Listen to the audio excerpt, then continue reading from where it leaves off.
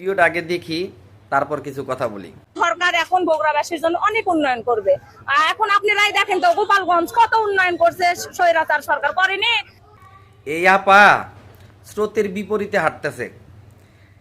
এই সরকারের আমলে কিংবা গত 18 মাসের সরকারের আমলে সবাই শুধু একটা কথা বলতে বলতে গলা শুকায় ফেলাইলো, স্বৈরাচার সরকার সব লুট করে নিয়ে গেছে। এই আপা বলে স্বৈরাচার সরকার নাকি অনেক উন্নয়ন করছে। স্বৈরাচার সরকার শুধু দেশের ক্ষতি করছে, দেশ ধ্বংস করছে, এই সব কথাই মানুষ কয়। স্বৈরাচার সরকার উন্নয়ন করছে। এই আপা বলছে যে স্বৈরাচার সরকার অনেক উন্নয়ন করছে। রাজনীতি আসলে এরকম হওয়া উচিত। দেশের প্রতি অবদান জারি আছে, সেই অবদান স্বীকার করতে হবে। আর যদি তা না হয় তাহলে শুধু একতরফা রাজনীতি করে কোনো লাভ নাই, কারণ জনগণ সব মনে রাখে। তো কষ্ট হইতেছে আপনারা, মোটামুটি শরীরে একটা ভাব আইছে না।